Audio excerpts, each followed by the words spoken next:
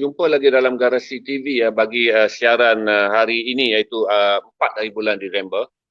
Macam mana poster yang kami naikkan bahawa malam ni kita ada tema yang menarik iaitu kupasan mengenai Alexander the Great, bukan Zulkarnain dalam surah Al-Kahfi.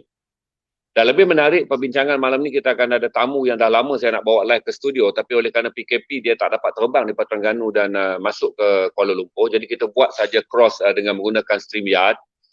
Jadi saudara akan berpeluang untuk mendengar penjelasan daripada orang yang selama bertahun menjalankan kajian dan pada tahun 2006 dia bersama dengan saya telah berjaya mendapat grant SKMM bernilai RM1 juta yang disediakan bagi grant untuk projek yang disifatkan sebagai kajian yang bermanfaat bagi kegunaan stesen televisyen. Dan kedua adalah kajian yang juga menyumbang pada kandungan telco. Ini adalah projek terbesar yang saya pernah buat dengan orang yang akan jadi tamu. Nanti saudara akan nampak di dalam frame iaitu Shirfan Indra Mitra Suria, di mana dia akan menceritakan, kerana saya tak pergi, saya hanya berada di peringkat kajian dan di peringkat pitching saja untuk mendapatkan grant ini. Tapi keseluruhan penggambaran kajian, mengembara daripada Makedonia pergi ke Greece pergi ke Syria pergi ke Mesir pergi ke Yaman pergi ke Iran pergi ke India, semua dilakukan oleh tamu kita ni untuk membuat kajian, mengatakan satu adalah hujah yang dalam kajian ni untuk membuktikan bahawa Alexander the Great bukanlah Zulkarnain dalam surah Al-Kahfi. Dalam masa yang sama, selain mereka membuat penafian bahawa Alexander seorang Makedonia yang di bawah Empire Greek tidak tepat untuk disebut sebagai Zulkarnain yang disebut dalam firman Allah dalam surah Al-Kahfi itu ayat 86 hingga 93 tu. Jadi kita ada perbincangan detail kerana Shirfan ada dan Shirfan malam ni free. Kita akan secara langsung dengan dia bagi sesi akademik yang pertama Garasi anjurkan secara StreamYard, iaitu menggunakan live across dari dua lokasi kerana Shirfan berada di Kuala Terengganu dan saya berada di Kuala Lumpur. Share nanti bila ada angka saja. Saya akan berkongsi dengan saudara. Cuma ada benda yang saya nak bagi tahu bahawa banyak projek yang saya jalankan dengan Shirfan selama beberapa tahun. Kami bekerjasama daripada 2005 sampai 2016. Antara projek besar yang saya lakukan dengan Shirfan adalah dokumentari yang pertama, iaitu Ina Balada Gadis HIV. Shirfan lah pengarah dan penerbitnya. Dokumentari yang merakamkan kisah seorang pelacur yang mengidap HIV, penyakit dadah, yang datang berjumpa dengan kami untuk memberitahu bahawa dia ingin kembali Muslim dan dia ingin mati dalam Islam setelah doktor mengesahkan tahap HIV AIDS-nya tu akan membolehkan dia hidup kurang daripada 4 bulan. Jadi bekerja dengan Shirfan menghasilkan dokumentari yang pertama, Ina Balada Gadis HIV, telah membawa kami untuk meneroka ruang dokumentari yang lebih besar lagi selepas dokumentari itu kontroversial walaupun tak dapat ditayangkan kerana saman mahkamah dan juga kesnya sangkut di mahkamah.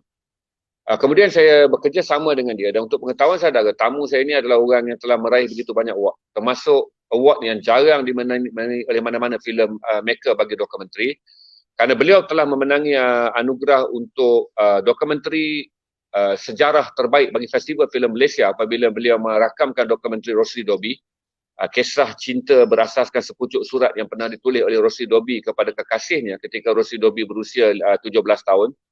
Sebelum Rosli Dobi terlibat dalam konspirasi membunuh residen Inggeris dan dihukum mati. Rosli Dobi hukum mati pada usia 17 tahun. Dokumentari itu sebut finalis untuk kategori dokumentari terbaik Festival Filem Malaysia, tetapi menang dalam bahagian kategori sejarah. Shirfan juga akhirnya berjaya meraih anugerah dokumentari filem terbaik bagi Festival Filem Malaysia tahun 2000 berapa, saya tak ingat, 2008 saya rasa, melalui dokumentari yang sangat menyentuh perasaan, iaitu apabila dia merakamkan kembali perjuangan Laskar Senoi ataupun Laskar Perang, iaitu skuad Senoi Prague, di mana skuad orang asli yang ditubuhkan di Perak yang berjuang menentang komunis pada era darurat. Shirfan buat dokumentari ini dan dokumentari ini berjaya dan itu adalah award yang terbesar yang dicari oleh mana-mana pembuat filem dokumentari di Malaysia, iaitu anugerah dokumentari terbaik Festival Filem Malaysia. Tapi dokumentari yang tak dapat kami lupakan adalah apabila Shirfan mengetuai sebagai pengarah projek, dia juga mengetuai sebagai pengarah dan penerbit dokumentari dengan grant 1 juta yang diperolehi daripada Suruhanjaya Komunikasi Multimedia Malaysia. Di mana dengan grant inilah selama 2 bulan lebih dia merantau di banyak negara, berpandukan pada kajian akademik yang disediakan oleh seorang pelajar muda yang pada waktu itu sedang menyiapkan tesis PhD-nya mengenai Alexander the Great, bukan Zulkarnain dalam surah Al-Kahfi. Dan pada waktu yang sama, selain mereka cuba mencari bukti untuk menafikan Alexander the Great bukanlah Nabi Zulkarnain, mereka juga cuba mencari siapakah tokoh yang paling dekat yang boleh dikaitkan sebagai yang difirmankan Allah dalam surah Al-Kahfi. Saudara pun tahu surah Al-Kahfi adalah surah yang panjang, surah yang penuh dengan sejarah, 110 ayat, ayat 86 hingga 93 saja menceritakan mengenai Zulkarnain. Dalam surah ni juga ada The Seven Sleepers, menceritakan tentang 7 lelaki di gua. Ini semua adalah surah-surah yang kata orang memerlukan penafsiran sejarah, kerana ini adalah surah pensejarahan untuk dijadikan teladan kepada manusia. Jadi Sifan akan muncul sebentar lagi. Kita tengok number sekarang. Berapa kita ada number sekarang? Okey, dah kira 400 sekarang. Saya akan bawa Sifan untuk masuk ke live ni. Sifan di Kuala Terengganu dan saya di Kuala Lumpur. Sifan, ada dah 400 orang lebih dah sekarang. Saya akan berbual dulu dengan you benda-benda ringan je sebelum kita pergi kepada dokumentari yang berat ni. Sifan akan cuba menceritakan dengan cara yang mudah kerana kata dia adalah sangat panjang. Pertama Sifan, saya nak cerita dulu untuk penonton faham apa yang mendorong dokumentari Alexander bukan Zulkarnain dihasilkan. Okay, terima kasih. Assalamualaikum warahmatullahi wabarakatuh. Terima kasih Banal. Terima kasih Garasi TV. Saya tak ingat lagi apa awal-awal lagi Garasi TV setup online ni, Banal dah panggil dah untuk bercerita tentang Alexander bukan Zulkarnain, tapi kekangan kita kan kerana pandemik COVID, so saya jauh di Kuala Terengganu. Tapi hari ni saya rasa ini masanya lah kot untuk kita berkongsi apa istimewanya Alexander bukan Zulkarnain. Sebab saya betulkan sikit bang, Alexander Zulkarnain kita bukan roll 2006, kita roll dia 2008. Paling tepat dia adalah 16 April 2008.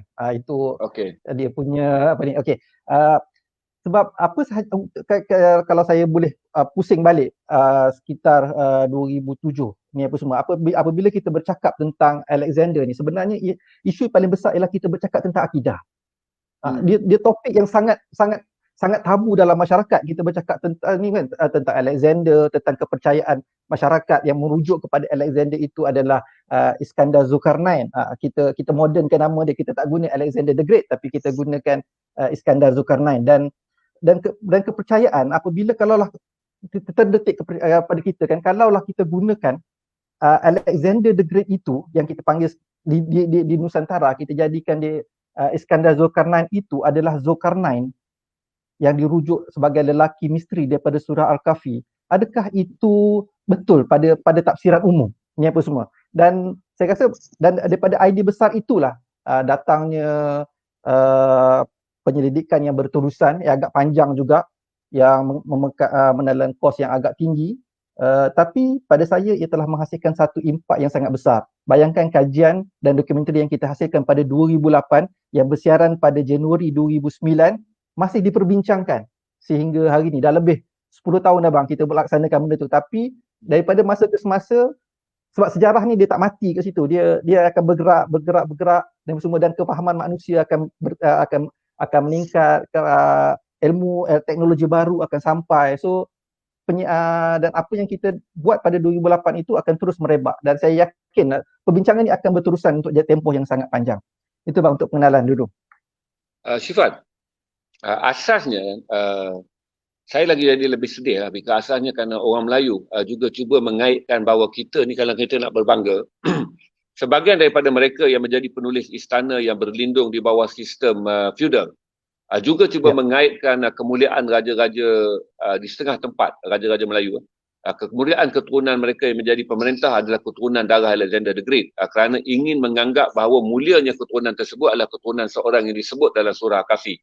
Dan orang Melayu menyimpan banyak, kalau kita pergi di banyak tempat pun ada masih lagi keturunan raja-raja yang menyebut bahawa mitos tersebut adalah betul. Sedangkan kita pun tahu alangkah mustahilnya seorang darah Alexander Zulkarnain ada sampai di Asia Tenggara. Jadi oleh kerana dulu penulis-penulis upahan yang bekerja di bawah sistem feudal, taat kepada raja-raja, dibayar dan juga diberi perlindungan oleh raja-raja, maka mereka menulis dan mengangkat bahawa setengah banyak kesultanan di Nusantara ini adalah kesultanan daripada darah Zulkarnain. Ini manipulasi yang paling hebat. Macam mana waktu tu you lihat, waktu you nak menyelesaikan masalah Alexander, selain daripada membetulkan beberapa pandangan yang tak masuk akal apabila kita fikir seorang seperti Alexander adalah Nabi Zulkarnain tanpa ada asas, Macam mana you lihat kepercayaan orang Melayu yang sangat taksub untuk percaya juga bahawa Alexander the Great adalah Zulkarnain dalam surah Al-Kahfi?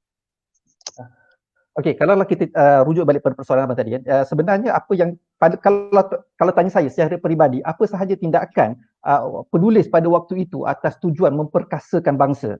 Itu sebabnya kita kena ingat, kita sekarang kita bercakap pada tahun 2020 yang kita nampak kita ada asas apa yang harus kita banggakan untuk menjadi sebuah negara ini. Tapi pada zaman sebelum ini, penulis dan merasakan adalah satu tanggungjawab pada mereka untuk memperkasakan bangsa, dan pilihan yang paling baik adalah menulis dengan menambah sedikitlah apa yang dirujuk sebagai kita tahu dia tidak rasional pun. Bagaimana kalau kita tengok Alexander the Great berkahwin dengan anak Raja Poros, kemudian memanjang perkahwinan Raja Suram, kemudian Wat Empuk Umar Malini, panjang ceritanya ni apa semua kan. Tapi nak rujukkan bahawa usaha itu adalah untuk memperkasakan bangsa. Dan kalaulah saya mengambil contoh, sebenarnya benda ni bukanlah benda yang pelik pun sebenarnya. Kalaulah kita bercakap tentang bangsa Melayu, tapi kalaulah kita bawa sedikit kan ke belakang, bagaimana bangsa Eropah melihatkan kehebatan bangsa pemerintah mereka juga, supaya mereka dilihat bangsa yang sangat hebat. Sebagai contoh, kalau saya tanya Alexander ditulis oleh penulis-penulis pada waktu itu untuk mengangkat kehebatan Maharaja Alexander ni, ialah menggambarkan bahawa Alexander tu mempunyai bau badan yang sangat wangi. Dan dia katakan kalau Alexander berjalan tu, dia apa semua bau badannya tu boleh dihidu oleh semua orang.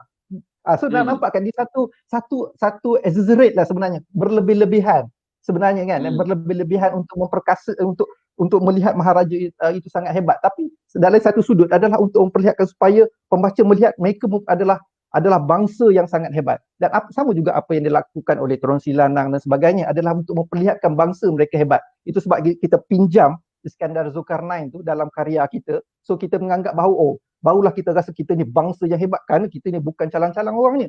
Sebab kita ni datang daripada Iskandar yang hebat daripada Makedonia sana. Itu dia bang. Okey.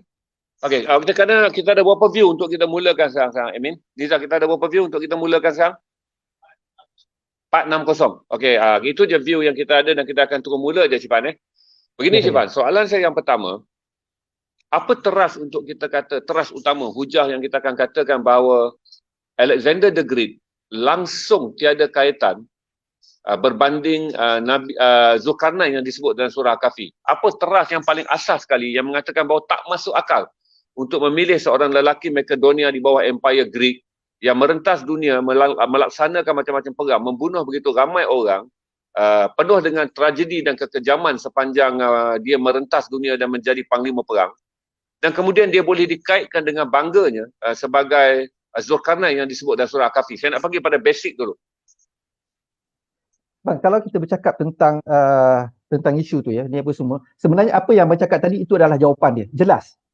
Kan apa yang kita bercakap tentang segala keburukan dia itu memang tertera dekat situ. Satu-satu pembunuhannya, dia tidak ada tauhid yang jelas, agama yang jelas, bagaimana dia memperdagangkan segala manusia dan segala kemanusiaan. Itu memang ciri-ciri yang kita kata jauh sangat dengan Zulkarnain, lelaki yang kita anggap sebagai penguasa yang sangat istimewa. Tapi kalau saya boleh rujuk perjalanan saya, benda yang paling saya rasa paling tepat untuk menggambarkan bahawa dia bukan Zulkarnain adalah Alexander mengaku beliau adalah anak Tuhan. Ini berlaku dalam peristiwa, kalau di Mesir, dalam kembara Alexander daripada barat singgah ke Mesir, dia sampai ke piramid.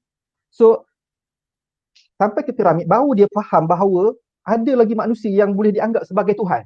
So lantas Alexander rasa rendah diri. Itu sebabnya apa yang Alexander lakukan adalah beliau ke Siwa. Siwa ni dalam perjalanan daripada dia berada di sempadan Libya.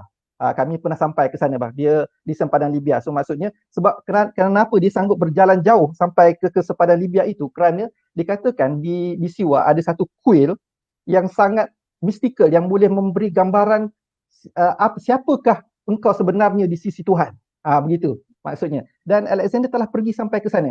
Dan apabila dia bawa bala tenteranya sampai ke Siwa dan dia masuk ke kuil itu yang jadi satu persoalan, ialah kerana Alexander memasuki kuil Siwa itu secara berseorangan, dan dia berjumpa dengan padri, saya tak tahu apa nama ulama'nya lah dekat situ pada waktu itu, penjaga kuil itu, dan berlaku satu komunikasi di antara mereka di Siwa. Benda ni sangat jelas bang, kerana benda ni ditulis. Dia hebatnya kerana penggambaraan Alexander daripada timur ke barat dirakam, ditulis, sebab pada waktu itu sudah ada catatan sejarah ni apa semua kan, penulis sejarah beliau sendiri, so dia tulis satu-satu. Hanya yang tidak ditulis adalah apakah yang berlaku dalam kuil tersebut di Siwa itu. Sebab kerana apabila Alexander keluar sahaja daripada Siwa, dia memaklumkan bahawa dia adalah anak Tuhan.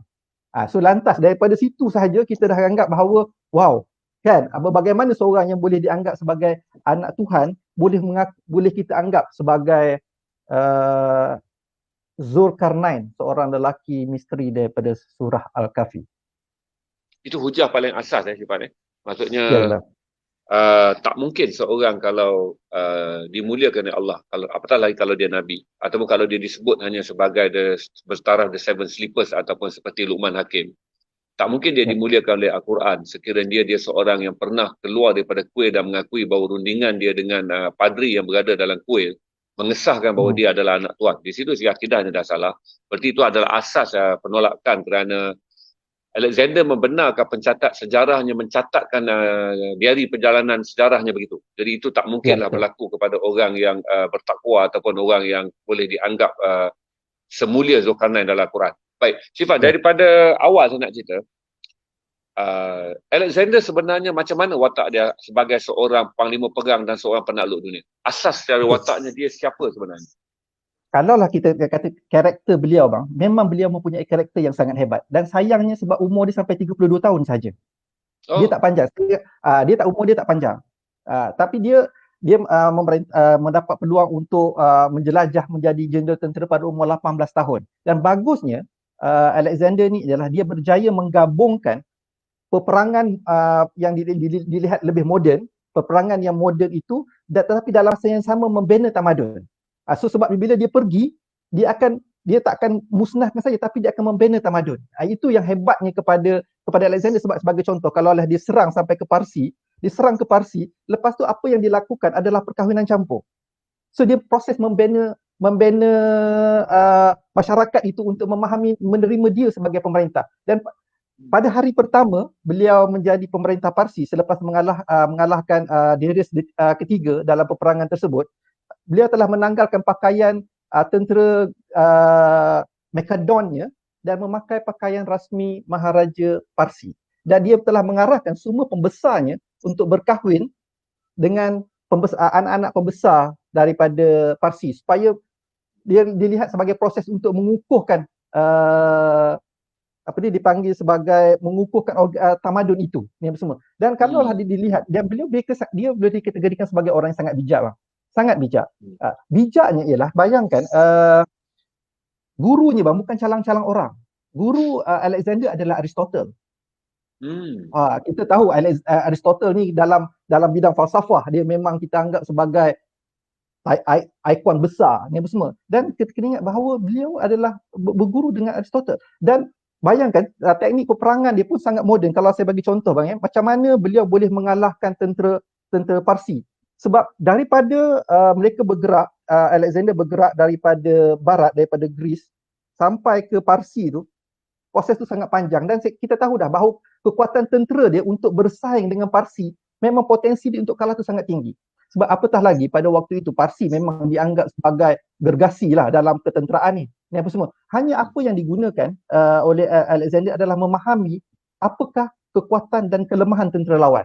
Sebagai contoh, oleh kerana mereka tengok bahawa tentera Parsi sangat cekap menggunakan pedang, dan mereka tahu dah sekiranya mereka menyerang secara berhadapan, maksudnya tentera Alexander akan kalah. So dia telah berfikir bagaimana untuk melaksanakan peperangan yang jarak yang jauh. Sebab sebelum ni bang tak ada dah. Sebelum ni kalau dianggap peperangan, dia mesti bertemu macam tu kan, dia kena lawan by one. Tapi Alexander telah merancang beberapa teknik serangan yang bukan bersifat berhadapan secara ni, dan tenteranya tidak dibekalkan dengan pedang, malah mereka tentera hanya dibekalkan dengan sejenis alat senjata yang lebih kurang macam tombak, so dia lebih panjang. So maksudnya bila menyerang, tentera dia boleh serang tentera Parsi dalam keadaan yang jauh, tak perlu berdekatan, tak perlu dekat dengan tentera Parsi, sebab kalau dekat dia akan kalah sebab dia kemahiran tentera Parsi dengan pedang. So mereka boleh serang daripada jauh. So, bagi saya karakter Alexander yang baik itu, saya memang tak boleh nafi, dia ada beberapa ciri dia yang sangat baik ni apa semua, sebab bagaimana dia menjadi seorang pemerintah yang sangat bijak, dan bayangkan bagaimana Maharaja Philip meninggalkan dia sebuah empire yang sangat besar pada waktu itu.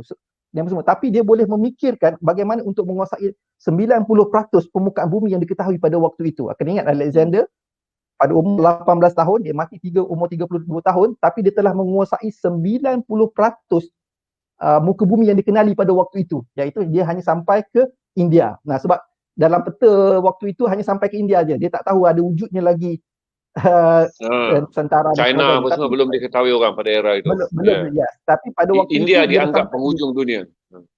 Ya, itu pun kerana yang kat situlah silap dia, kerana dia menganggap bahawa dunia dah sampai penghujung dan mereka menganggap bahawa tenteranya sangat terperanjat bagaimana nak melawan dengan monyet, sebab pada waktu itu monyet tak sampai di Eropah bang. So di India baru mereka jumpa monyet dan dia lihat monyet tu melompat daripada satu pokok ke satu pokok kan. Mereka bertanya macam mana mereka nak serang monyet ni, sebab mereka kat bawah, mereka tak boleh melompat daripada satu pokok ke satu pokok. Itu antara satu kelakarnya lah tentera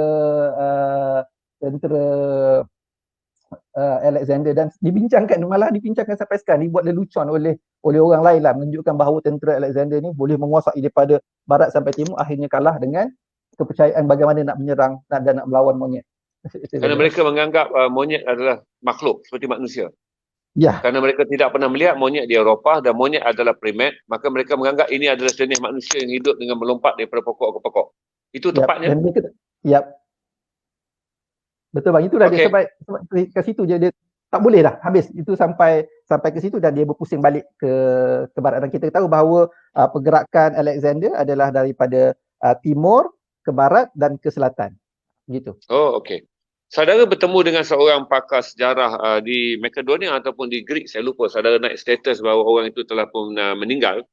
Dan daripada situ saudara dapat banyak penjelasan. Apa sebenarnya pandangan orang Greek terhadap Alexander sendiri? Apakah mereka menganggap dia sebagai apa? Sebagai raja, sebagai pahlawan perang? Kerana orang Islam, apabila melalui tempoh yang panjang, dikelirukan dengan menganggap Alexander adalah Zulkarnain dan surah Al-Kahfi. Tapi di barat sendiri, di kalangan orang Makedonia, orang Greek dan orang Eropah ni, apa yang mereka lihat Alexander? Alexander hanyalah seorang pemerintah.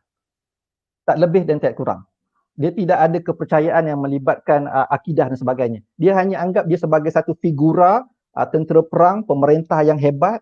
Itu sahaja. Dia tak lebih dan tak kurang. Begitu sahaja. Dia tidak macam kita menganggap, kita transfer dia punya kehebatan tu kepada apa yang kita believe dalam masyarakat kita tentang Zulkarnain lah, mempunyai unsur-unsur yang melibatkan apa dipanggil agama dan sebagainya. Tidak. Di Greece sebagai contoh, mereka anggap hanya sebagai pemerintah. Tapi yang menariknya, bila pertemuan saya dengan dianggap sebagai sejarawan yang paling hebat di Greece itu, dia tahu tentang bagaimana perception masyarakat Nusantara yang berlebih-lebihan apabila menghadap Alexander.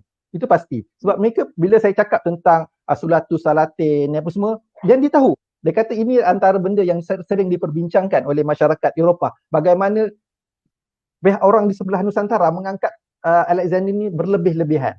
Sebab pada mereka itu cukup. Sebab Alexander pun sebab saya rasa sebab mungkin tempoh dia tu terlalu pendek.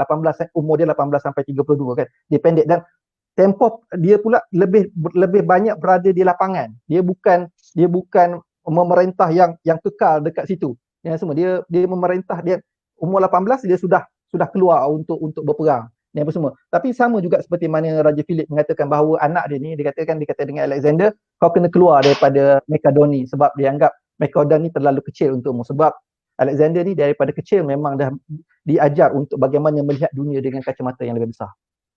Oh, maksudnya di Eropah orang hanya melihat dia sekadar seorang pemerintah, salah satu lagi sejarah. Maksudnya Alexander the Great samalah seperti mereka menyenaraikan Napoleon dalam bentuk yang lebih moden.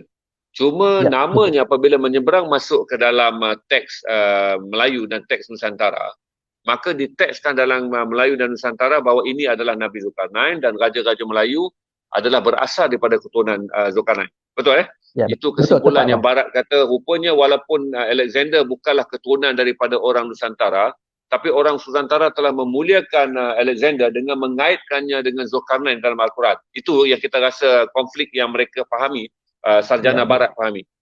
Ya, betul. Kalau boleh saya tanya dengan you, Syifan, di Dagestan, bila you sampai di Rusia, you kata ada beberapa benda yang menarik berlaku dalam kajian di Rusia. Apa yang menarik tentang di Rusia? Okey, apabila kita bercakap tentang Rusia ni, sebab bila kita buat kajian pergerakan Alexander daripada barat ke timur, ni apa semua, dikatakan dia pernah singgah di satu tempat dipanggil Narinkala. Narinkala itu adalah satu lokasi di mana dibananya sebuah tembok, dikatakan dibananya sebuah tembok yang kononnya menghalang Ya'juj dan Ma'juj. Okey, ini belum pergi jauh ni, dia baru kita rujuk kepada Narinkala. So itu yang menyebabkan apabila kami sampai ke sana, apabila dilihat kepada tembok itu, sebab tembok Narinkala ni wujud. Ni apa semua?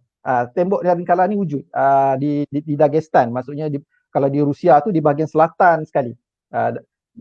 Ni apa semua. So dekat situ saya kata, oh, kalaulah ini dia dianggap sebagai tembok yang wujud, dia tidak relevan lah, sebab dia sekadar tembok. Tembok menghalang pergerakan masuk masyarakat lah pada waktu itu. Dan bila kita rujuk pula pergerakan Alexander, dia tidak sampai ke selatan Rusia. Sekiranya lah kita anggap Ya'juj dan Ma'juj berada di sebelah selatan Rusia, kalau kita tengok dekat gambar tu, itu pergunungan Caucasus, Alexander tak pernah sampai ke situ. Itu pasti, Alexander tak pernah sampai ke situ. Tapi apa yang menarik ialah, siapakah individu yang pernah sampai ke situ? Itu soalan dia. Siapakah, kalaulah, sebab masyarakat sekarang ni kalau kita buka mana-mana, kita boleh Google dan sebagainya, YouTube dan sebagainya, ramai yang merujuk kepada di mana tembok Ya'juj dan Ma'juj adalah terletak di pegunungan Caucasus. Okey. Dan kalaulah daripada situ, siapakah individu yang pernah sampai ke situ? Itu satu soalan. Di mana lokasi itu? Satu soalan. Dan apakah, yang paling penting adalah apakah ciri-ciri masyarakat di sekeliling itu? Kena ingat, dalam surah Al-Kahfi disebut bahawa masyarakat setempat membantu Zulkarnain membina tembok Ya'juj dan Ma'juj. Okey, so sekarang ni kita kena jahit juga masyarakat mana yang membantunya itu. Dan apabila kita pergi ke Caucasus ni bang, satu benda yang saya sangat kagum tentang Caucasus adalah penduduk mereka lebih 90% beragama Islam, dan mereka bukan Islam yang biasa, mereka ni penganut fahaman sufi bang. Ni apa semua. So pandangan mereka sangat rendah. Ni apa semua. Badan yang sangat besar, sangat gagah, tapi mempunyai pandangan yang sangat rendah. So mereka melaksanakan benda-benda sunat ni macam wajib.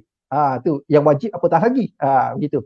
Dan satu yang kita tahu bahawa Caucasus ini melahirkan masyarakat-masyarakat yang berbadan besar, dan itu kita tengok macam penggusti-penggusti dunia yang terkenal, semua datang daripada Dagestan yang dianggap sebagai siapa sahaja yang menang medal dan sebagainya tu, kalau kita tengok asal dia Rusia, dia Russian, tapi datang daripada mana? Dia akan datang daripada Dagestan. So maksudnya Dagestan memang mempunyai satu karakter masyarakat yang sangat gagah, kuat, tetapi rendah diri.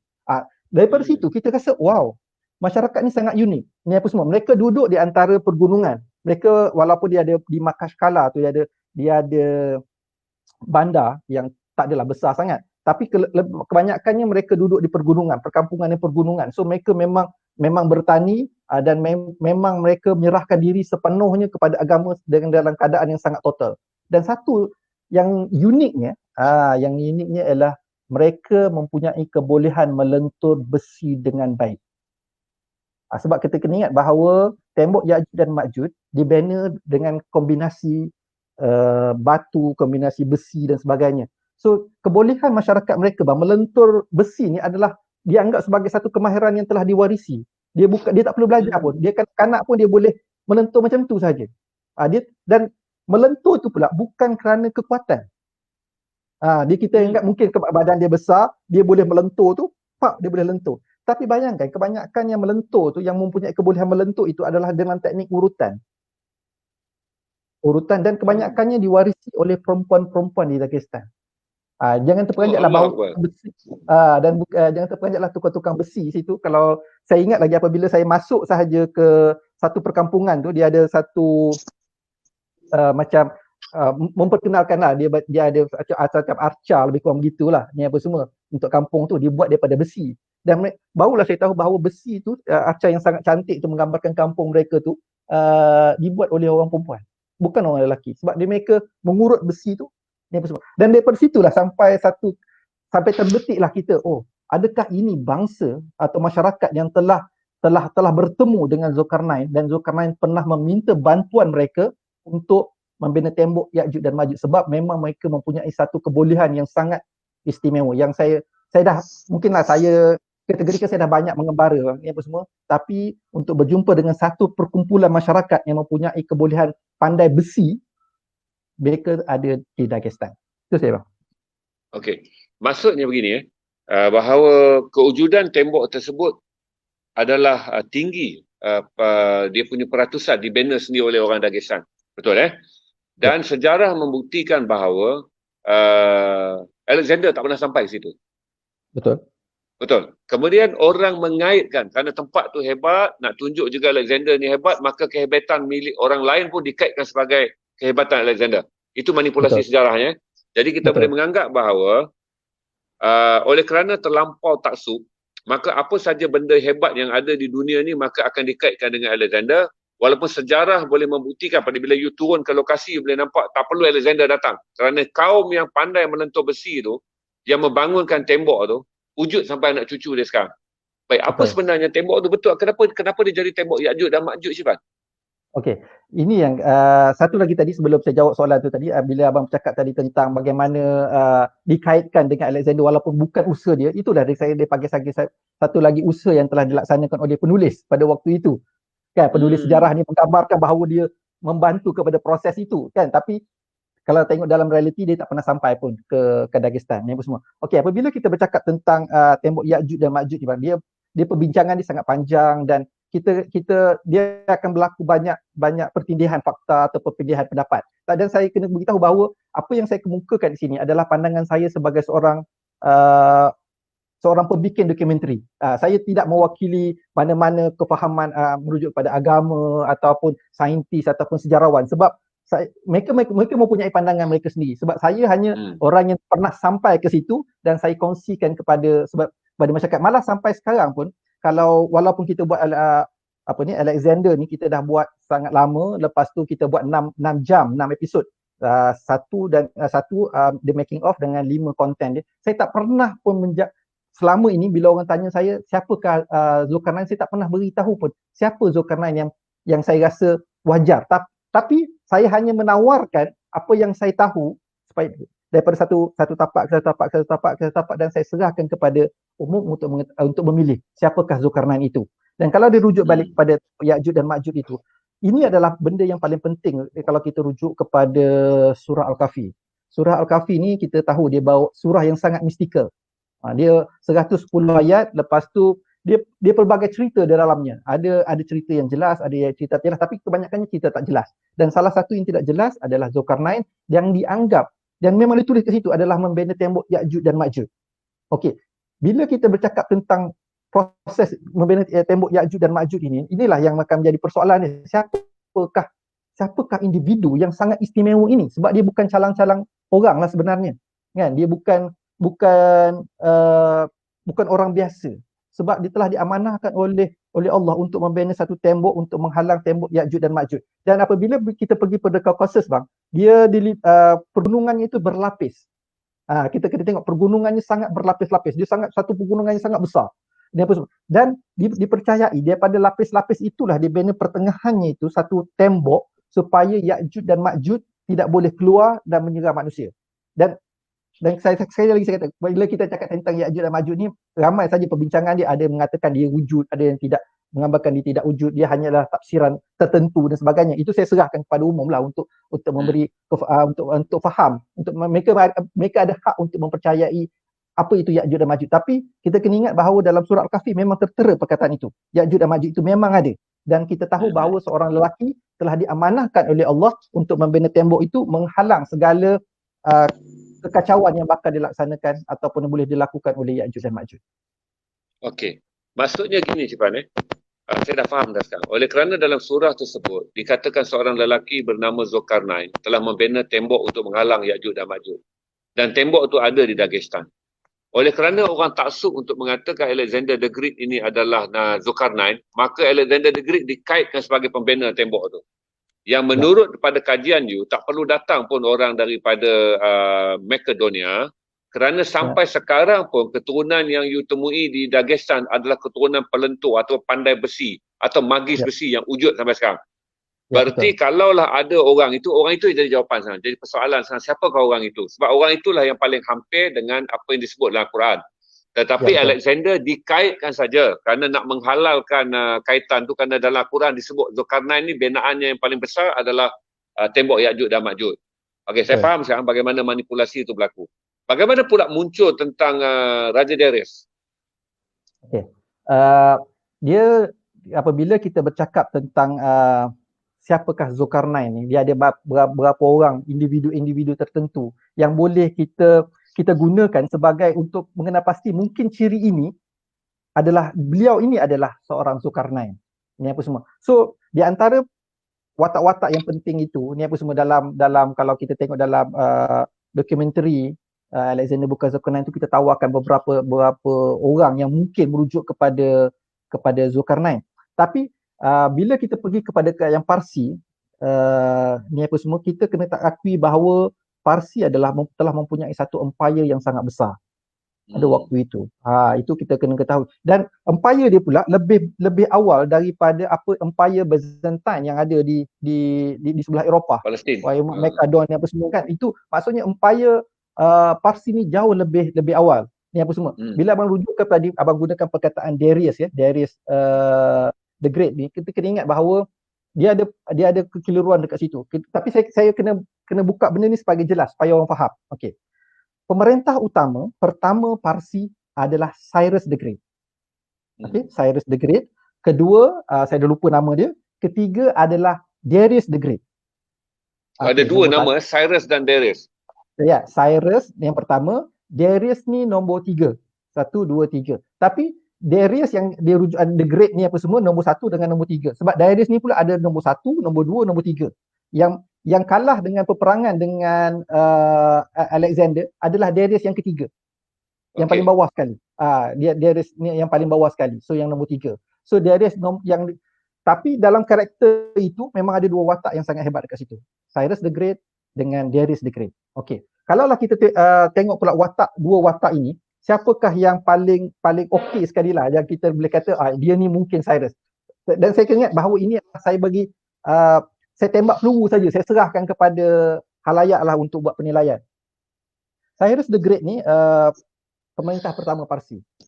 Itu kena jelas bahawa dan hebat atau tidaknya Cyrus ni adalah Cyrus telah menguasai 80% permukaan bumi pada waktu itu. Dan kalaulah kita buka balik sejarah, macam kita tanya tadi persoalan tadi, adakah siapa pula yang pernah sampai ke Dagestan tu, dan kita kena tahu bahawa Cyrus the Great pernah sampai ke Dagestan. Itu jelas. Apa itu memang dalam sejarah ni. Okey, sebab dalam lingkungan kawasan jajahan dia, bang, pada waktu itu 500 lebih kurang 500 sebelum Masihi lagi pada waktu itu, Dagestan adalah sebahagian daripada Parsi. Oh, okey. Okey, sah. Dari segi geografi dia. Yes, dan mereka telah menguasai. Dan kena ingat bahawa pada waktu itu Cyrus the Great telah membina Persepolis. Okey. Persepolis ni adalah sebuah bandar raya yang sangat besar yang telah dibina asasnya oleh Cyrus the Great. Okey. Dan kena ingat pada waktu itu pembinaan itu dikategorikan sangat besar. Kalau nak kata kategori dia sangat besar tu, pada mulanya mereka menggunakan kayu sebagai tiang. Ni semuanya, tapi oleh kerana kayu itu tak mampu, so mereka terpaksa membina batu kemudiannya. Sebab tiang tu diganti dengan tiang-tiang batu. Kalau nak kata berapa besar pula kawasan tu, sebab saya pernah sampai ke Persepolis, sekiranya kita buat satu pusingan kawasan itu satu hari tak habis. Punya besarnya Persepolis ni. Dan kalau dikatakan macam mana, dewan dipanggil dewan mengadap. Dewan mengadap dia sahaja, dewan mengadap masyarakat kalau nak mengadap Cyrus the Great, dewan tu sahaja mempunyai 56 tiang yang besar. Apa boleh bayang tak berapa besar dewan itu, sebab dia ada 56 tiang. Dan kalau nak tahu dia punya istana pula, dia ada istana, dia ada 1000 tiang yang Allah besar-besar tu, Akbar. ada 1000. Uh, uh. So bayangkan berapa besarnya waktu tu. Dan Persepolis ni pula dibangunkan, dibangunkan oleh Cyrus the Great pada asas dia. Ni apa semua. Dan kena ingat bahawa Persepolis tidak pernah selesai pembinaannya walaupun sampai ke Darius nombor 3. Punyalah besar projek pembinaan itu, sampai Darius yang ketiga pun projek membina Persepolis itu tak selesai. Dan salah satu karakter Cyrus yang sangat pada saya yang sangat hebat adalah saya tak bolehlah kata bahawa dia mungkin membina tembok Yajuj dan Majuj, dan sebab itu memang dalam kawasan mereka. Tapi Cyrus the Great adalah antara individu yang terlibat membebaskan tawanan perang dari Yahudi yang telah berada di Babylon pada waktu itu. Tawanan perang Yahudi ni telah ada di Babylon lebih kurang 70 tahun. Ni apa semua. Dan itu sebabnya kalau abang kena tahu bahawa masyarakat Yahudi juga percaya bahawa Cyrus the Great adalah Zulkarnain. Itu satu benda, sebab sumbangan Cyrus dia melampaui agama, sebab Cyrus ni sendiri membantu adalah masyarakat Yahudi. Dan kalau nak tanya, satu yang akan jadi isu adalah apakah agama Cyrus. Itulah pula dia semua kan. Cyrus menganut agama Zoroaster. Zoroaster, dan dia percaya kepada konsep Tuhan yang satu. Itu pasti. Itu memang sampai sekarang Zoroaster ni dianggap sebagai agama yang dia bukan kita nak masuk agama tu tak boleh, dia diwarisi. Ni apa semua. Dan saya pernah ke Iran, saya pernah pergi ke kuil Zoroaster, dan kita tahu bahawa macam tu dia diwarisi kan, ni apa semua. Dan karakter-karakter tentang kebaikan, tentang kebijaksanaan, tentang Cyrus juga memperkenalkan, dipanggil Cylinder Cyrus. Kalau dalam gambar tu saya perkenalkan Cylinder Cyrus. Cylinder Cyrus ni adalah kenyataan ataupun dianggap piagam pertama yang merujuk kepada tentang kebebasan masyarakat, kebebasan menuntut apa sahaja agama, kebebasan hak wanita dalam peperangan, hak orang tua dalam peperangan, hak kanak-kanak dalam apa sahaja situasi, semua ada dalam piagam Cyrus. Cyrus ni pada tahun 500,000 sebelum Masihi ni telah merancang sebuah bandar yang dipanggil Persepolis, dan telah merangka satu sistem pengurusan yang sangat baik dengan menghasilkan satu piagam yang sangat jelas. Walaupun kemudiannya Eropah menganggap bahawa mereka lah orang pertama mengemukakan hak asasi dan sebagainya kan, semua. Tapi kena ingat 500 sebelum Masihi, Cyrus telah keluarkan apa dia panggil sebagai piagam tu, Cylinder Cyrus. Dan Cylinder Cyrus sekarang berada di, kalaulah kebangunan United Nations, UN, sebelum masuk ke Dewan Persidangan tu, dia ada satu lokasi tu, dia akan letak dekat situlah terletaknya Cylinder Cyrus. So dia dianggap satu akun yang besar. Ya. Saya faham sekarang kerana itulah dikaitkan bahawa dengan Cylinder Cyrus, apa yang tertulis pada Cylinder Cyrus menggambarkan akhlak, pemikiran, jiwa, konsep kemanusiaan, berpegang kepada agama, kewujudan kepada konsep Tuhan yang esa, lebih ketara nampak kepada Cyrus berdasarkan Cylinder berbanding daripada Alexander the Great yang hanya dimitoskan kerana dia menang perang. Berarti kerana dia menang perang, kenabian dia lebih kuat dan dikaitkan sebagai Zulkifli. Kerana Cyrus kalah perang, walaupun Cyrus meninggalkan dokumentasi yang jelas menggambarkan dia mempunyai pemikiran, akhlak dan juga adab yang lebih dekat kepada seorang yang nak menyampaikan syiar kasih sayang, orang abaikan. Itu yang menyebabkan saudara melihat Cyrus lebih hampir. Cyrus lebih hampir, dan juga kalaulah nak kata apa pula kaitan Cyrus, sejauh mana kebolehan Cyrus kalaulah dia tu ditugaskan untuk membina tembok Yajuj dan Majuj. Kena ingat bahawa apabila Cyrus membina Persepolis, dia telah membina kerangka Persepolis tu dengan kiraan matematik. Pada waktu itu, sebelum tu, masyarakat membina bangunan ni bukan dengan asas matematik, tak ada. So maksudnya bijaknya arkitek pembinaan itu adalah Cyrus sendiri. So maksudnya Cyrus memang mempunyai kebolehan membina. Dia boleh merancang sebuah benda untuk bagaimana nak bina benda tu dengan jelas. Dia bukan sekadar ada. So dan dia boleh buat kiraan tu dalam kiraan matematik. Dan itu sebabnya kalaulah beliau diamanahkan oleh Allah untuk membina tembok Yajuj dan Majuj itu, kemungkinan itu ada.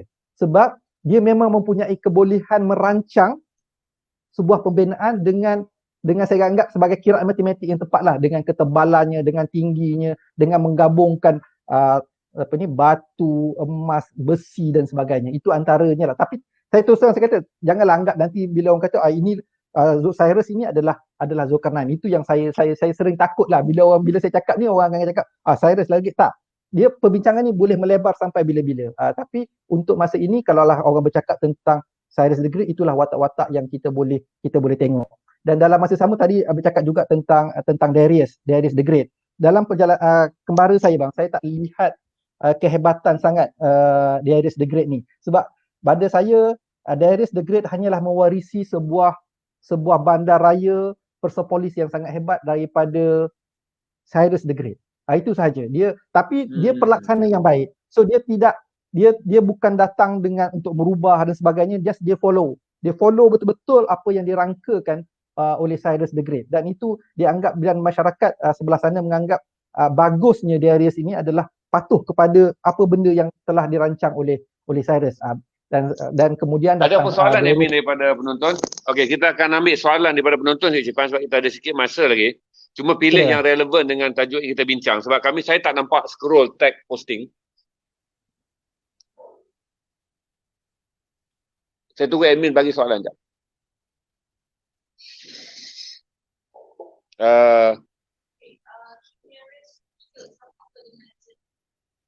Sama. Oh, okey. Sebenarnya kalau cara Syifan, dia orang tanya Syifan, King Darius III sama tak macam Alexander? Saya tak pasti apa yang dimasukkan sama perangai atau orang yang sama. Kalau orang yang sama dah tentu berbeza, kerana Alexander datang daripada Makedonia dan King Cyrus adalah di Persepolis. Ya. Okey, kalau saya faham apa yang ditanya tu, bukan merujuk kepada persamaan itu, persamaan karakter itu, sebab mereka yang bertempur di antara satu sama lain bang. Kena tahu bahawa mereka bertempur di antara satu sama lain. Darius III dengan tentera Alexander. Darius III mempunyai dendam yang sangat besar kepada Maharaja Philip. Itu kena jelas juga ni apa semua, bahawa sebab memang sebenarnya peperangan ni bukanlah peperangan baru untuk mereka. So mereka dah melaksanakan siri peperangan ni telah berlangsung daripada Maharaja Philip lagi. Ni apa semua, bapa kepada Alexander. Ni apa semua. Ya. Dan tapi kalau nak kata perangai ni apa semua, Darius ketiga bukanlah pemimpin yang kita anggap sebagai pemimpin contoh. Bukan. Dia telah mewarisinya daripada Darius yang sebelum ni, Cyrus yang baik, tapi dia tidak boleh manage Persepolis itu. Sebab waktu kemuncak itu pada waktu Darius ketiga itu, proses pembinaan Persepolis hampir selesai. Walaupun belum selesai, dia hampir selesai. Dia telah, maksudnya Darius ketiga telah mewarisi sebuah bandar raya yang sangat besar dan dia lupa diri bang. Dekat situlah itu yang dikatakan ada pesta arak, pesta wanita dan sebagainya yang berlangsung setiap malam. Dan benda ni pula hampir karakter dia sama seperti karakter Alexander. Ya, itu sebabnya apabila hari pertama pun Alexander masuk ke bandar malam tu ada pesta arak ni apa semua. Dan pesta arak itulah yang menyebabnya terbakarnya Persepolis. Kebakaran yang berlaku secara oleh kerana dalam keadaan yang tidak sedar diri ni apa semua kan, dan Alexander telah membakar Persepolis. Dan Persepolis kalau saya kategorikan sampai sekarang hancur ni apa semua, tapi binaan itu masih ada. Kerangka besar itu masih ada, masih dibuat kajian sehingga hari ini. Saya rasa kalau halayak nak tahu tentang ni, boleh Google tentang Persepolis ni apa semua. Sebab kalau kita nak tahu tentang Alexander ni, kita kena kuasai dua lokasi, Persepolis dengan Akropolis. Persepolis di Iran, Akropolis di Greece. Greece ni yang dibangunkan oleh Maharaja Philip dan juga Alexander. Yang ni dibangunkan oleh Cyrus dan diwarisi oleh Darius dan sebagainya. Okey Syifan. Berarti kalau kita boleh ambil kesimpulan, walaupun kita tak jumpa Zulkarnain yang sebenar, tapi kita dah boleh kata dekat sini Alexander bukan Zulkarnain. Berdasarkan hujah itu pasti Alexander bukan Zulkarnain. Dan kita berjaya memadamkan kepercayaan karut-marut orang Melayu dengan mengatakan Alexander itu adalah Zulkarnain dalam surah Kahfi, dan berhentilah daripada mengatakan raja-raja Melayu ni daripada keturunan Alexander. Kerana Alexander telah memaparkan kekejaman, penulisan sejarah banyak yang fake tentang dia, dan akhirnya Persepolis membuktikan dia seorang pemenang perang yang meraihkannya dengan harap, Shirvan juga telah menyebut bahawa dalam perjuangan perangnya dia tidak membawa syiar, ketauhidan dia pun terboleh dipertikaikan apa agama dia.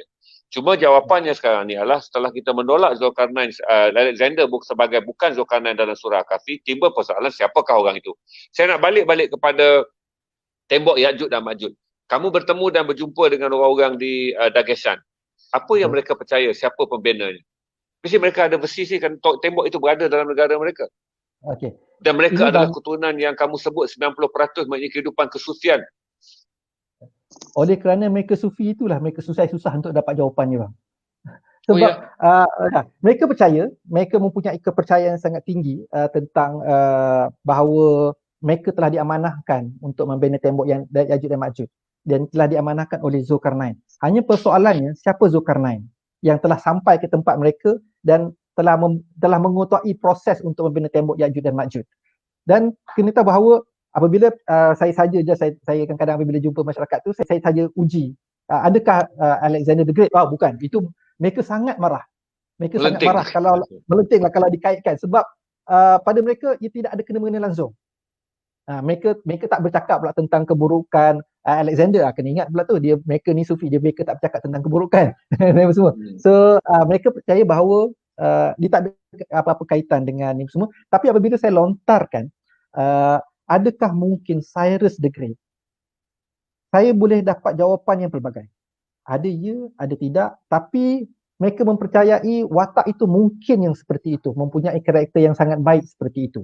Mereka tak, walaupun ada setengah tak anggap mungkin bukan sebab, tapi mereka memang tahu bahawa Zulkarnain pernah sampai ke situ. Dan itu sebabnya apabila ditanamkan ke dalam masyarakat bahawa mereka ni adalah orang yang pernah membantu Zulkarnain, itu sebabnya mereka mempunyai kejiwaan, kehambaan kepada Allah ni sangat hebat bang. Mereka sangat kekal dengan agama mereka ni apa semua kan. Lepas tu mereka pergi pada satu step yang lain iaitu mereka Sufism. So mereka memang, kalau dianggap sebagai saya pergi ke sana tu, saya anggap saya sebagai tetamu yang sangat istimewa lah ke situ. Sebab kalau ingat bahawa saya antara wartawan yang terawal sampai, sebab saya pernah sampai ke Dagestan sebelum itu di bawah projek ziarah Rusia ni apa semua kan. Dan pada waktu itu saya sampai ke situ, saya dianggap sebagai wartawan Malaysia pertama yang sampai ke Makashkala di Dagestan. Sebab kita ingat pada waktu itu Forbes.com mengtarifkan Makashkala itu Dagestan ni antara lokasi yang paling berbahaya di dunia. Kerana mereka waktu tu ada isu dengan jiran sebelah mereka ni apa semua. Dia ada pertelingkahan dan sebagainya lah. Terserangan daripada tentera Federasi Rusia dan sebagainya. Dan saya mengalami dua proses berkait dengan Dagestan ni. Kali pertama saya datang waktu itu mereka ada isu dengan Chechnya sebelah mereka. Mereka berlaku perang. Kali kedua saya datang ke situ, waktu itu Rusia sedang berperang dengan Georgia. Mereka telah menggunakan Dagestan sebagai tapak ketenteraan. Sebab bila kalau kita tahu dalam peta bahawa Dagestan, lepas tu Caucasus, lepas tu Georgia di seberang sana. So mereka menggunakan Georgia sebagai tapak perang. Mereka menggunakan Dagestan tapak perang untuk menyerang Georgia di seberang sana. Untuk pengetahuan penonton, Dagestan adalah sebuah negeri Islam di dalam Rusia. Dia adalah wilayah majoriti Islam. Mungkin Syifan boleh cerita sikit Dagestan dari segi demografi, dari segi bagaimana Islam bertapak di situ, siapa mereka adalah orang Rusia Islam ataupun Caucasian Islam. Okey, kena tengok bahawa mereka ni pada asasnya adalah menerima Islam terus daripada tanah Arab. Mereka tidak, itu istimewanya masyarakat di sebelah Dagestan ni, sebab mereka menerima Islam bukan daripada kita yang menggunakan perantara kan, macam kita ada Maulana yang lain yang datang ke sini apa semua. Mereka sahabat Rasulullah SAW sendiri telah memerintahkan sahabat untuk ke Dagestan untuk mengajar masyarakat di sebelah sana tentang Islam. So mereka mendapat Islam tu dalam keadaan yang sangat sempurna.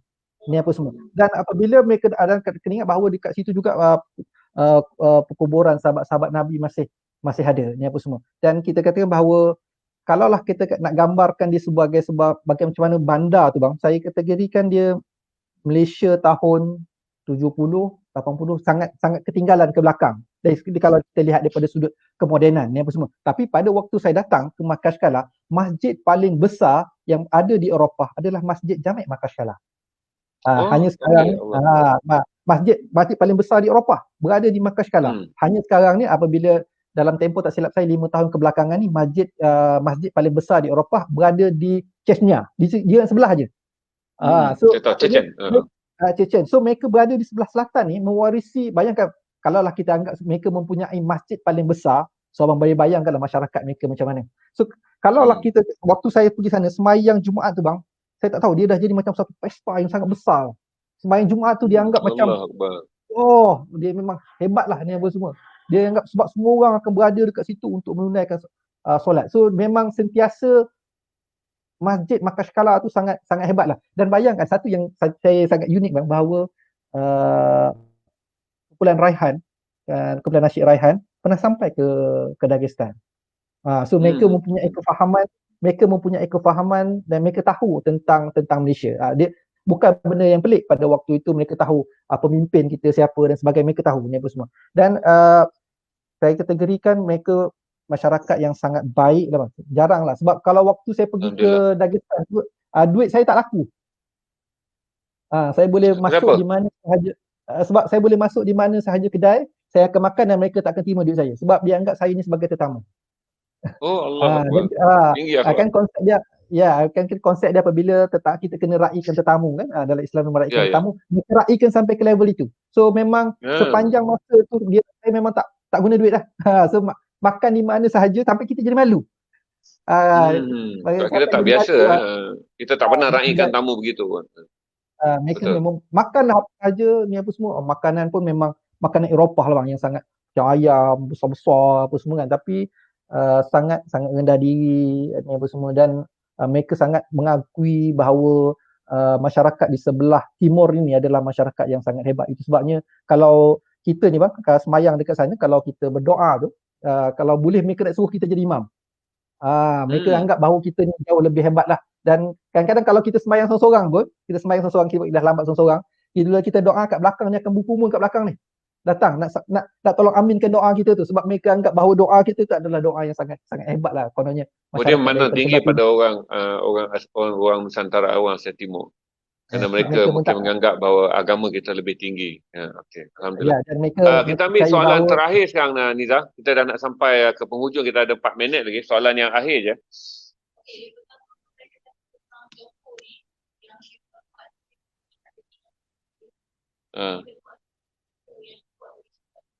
Okey.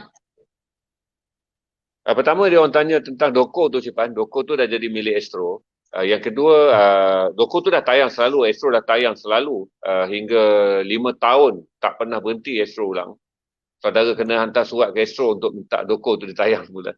Dia orang tanya tentang buku, kalau dia orang nak baca buku perjalanan, sama ada nak baca, you ada buku atau refer pada buku Dr. Faris ke macam mana? Okey, pertama Doku tu bang, Doku tu sekarang ada di YouTube. Kita boleh tonton di YouTube. Ada, saya tak tahu siapa. Ya, ada 6 ni, hanya kualiti dia bukan HD lah. Dia HD, dia kualiti dia gambar dia kurang baik, tapi kalau siapa yang nak pergi ke YouTube, dapatkan type je Alexander the Great, Alexander bukan Zulkarnain, so akan dapat 6 episod tu. Dan kena ingat bahawa dia 6 episod tu sebab episod pertama adalah the making of. Punyalah hebat kita mempunyai keyakinan yang sangat tinggi waktu menghasilkan dokumentari itu bang. Kita letak the making of ni nombor 1, padahal orang biasa letak the making of paling last sekali. Punyalah kita yakin diri. The making of nombor 1, lepas tu content dia akan mula daripada nombor 2 sampai nombor 5. So dia ada dokumentari itu. Okey, kalau nak bercakap tentang buku, saya yakin buku yang dirujuk adalah buku Al-Faris, dia apa semua, Alexander bukan Zulkarnain. Dan saya yakin, saya tahu bahawa selepas terhasilnya dokumentari kita itu telah menzahirkan satu fenomena baru. Semua orang bercakap tentang Alexander, semua orang bercakap tentang Zulkarnain kan, semua. Dan dan benda itu telah banyak buku-buku terhasil pada waktu itu. Hanya pada waktu itu, sekitar 2008 tu, budaya menulis buku untuk travelog ni dia baru bermula. Dan saya sayang, saya tidak terlibat, walaupun pada waktu itu saya dapat tawaran ni apa semua, saya menulis ni apa semua, saya menulis banyak di ni apa semua untuk buku itu, tapi saya anggap macam tak sedap lah untuk hantar pada waktu itu sebab budaya itu tak sampai lagi bang. Tapi itulah saya kata, kalau dan bayangkanlah kalau benda tu berlaku sekarang, saya anggap saya mungkin YouTubers yang paling terkenal lah, sebab pada waktu itu kita sebab buku sebab waktu tu buku, anda bayangkanlah pada waktu tu kami mendapat geran tersebut dengan perjanjian dengan SKMM dan Celcom. Celcom adalah menjadi rakan rasmi. Waktu tu zaman saudara akan terima SMS. Irfan akan update satu hari 3 kali SMS di mana dia berada dan apa sedang berlaku dalam kajian. Itu saja. Tak boleh hantar video, tak boleh streaming. Jadi pelanggan-pelanggan Celcom pada waktu tu akan menerima mesej. Mungkin dah tak sampai kot 10% yang buka mesej tu dengan mengatakan ini apa.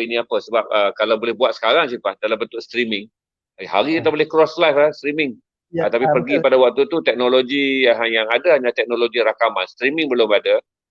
Geran tu diberikan dengan syarat kami memuat naik 2 minit kandungan sehari di Celcom bagi membolehkan mereka yang menjadi pelanggan Celcom membacanya, bukan menontonnya. Okey Syifan, saya rasa terima kasih banyak pada mereka menonton.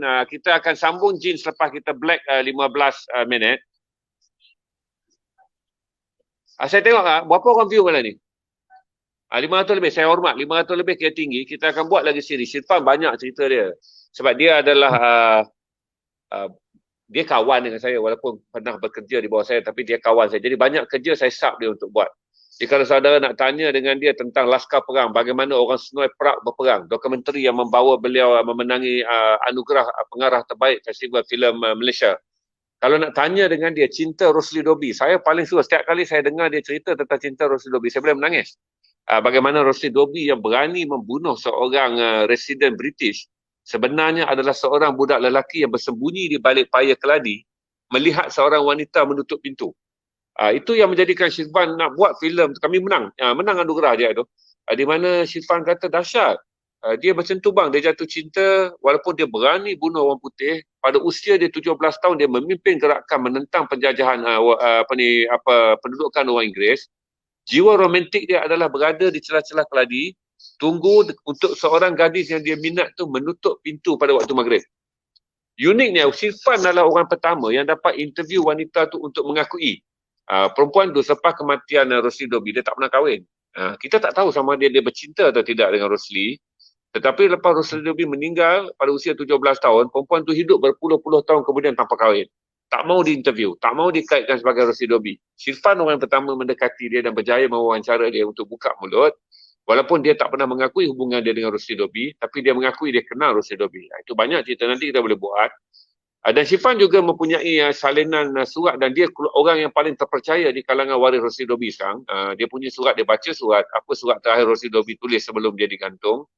Surat yang menyentuh perasaan kerana Rosli Dobi tak menulis tentang harta apa semua. Rosli Dobi menulis kepada ibu dan bapaknya supaya adik-adiknya dididik dengan agama. Itu benda menarik kita boleh buat lagi untuk tahu tentang Rosli Dobi yang berusia 17 tahun bila nak mati, menulis surat kepada ibu bapa untuk pastikan akhlak dan juga pengajian agama adik-adik dia terjaga supaya mati nanti terjamin syurga. Lepas tu yang kedua, Rosli Dobi yang brutal ni juga, ada seorang lelaki yang hanya berani duduk di celah timbunan daun keladi, mengintai wanita idaman dia menutup pintu pada waktu maghrib. Nanti kita akan buat lagi dengan Syifan. Banyak risau, dia ada banyak cerita dia pembikinnya, dia banyak bikin dokumentari. Dan saya ucap terima kasih kepada Syifan. InsyaAllah kita buat lagi Syifan. Malam ni kita ada 500 viewer, adalah angka yang tinggi untuk perbincangan siri akademik dalam streaming. Terima kasih Syifan. Saya mengucapkan terima kasih kepada penonton. Dan kita akan jumpa lagi, sudah pasti 500 adalah angka yang sangat tinggi kerana anggaran saya adalah purata 280 je.